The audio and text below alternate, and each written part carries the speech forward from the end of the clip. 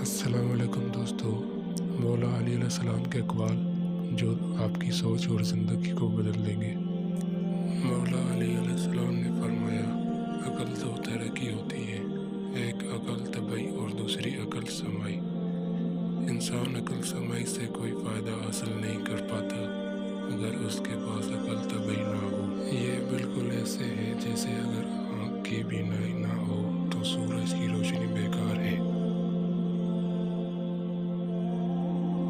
مولا علی علیہ السلام نے فرمایا، جب تک کوئی بات تیرے منہ میں بند ہے تب تک تم اس کے مالک ہو، اور جب تم اسے زبان سے ادا کر کے منہ سے نکال دیتے ہو تب وہ تمہاری مالک بن جاتی ہے۔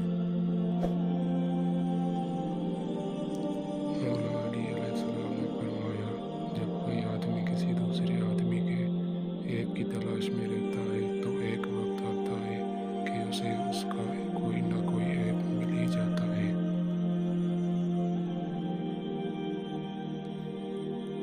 شیر خدا کا فرمان ہے، جو شخص جان بوجھ کر گمراہی کا راستہ اختیار کرے اسے کوئی راہ راست پر نہیں لا سکتا۔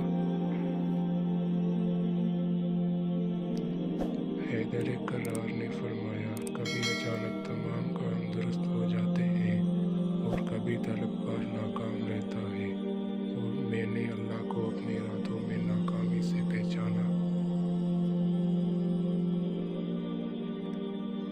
خیبر شکن مولا علی علیہ السلام کا فرمان ہے، جب کسی شخص کا علم اس کے عقل سے زیادہ ہو جاتا ہے تو وہ علم اس کے لیے وبال جان بن جاتا ہے۔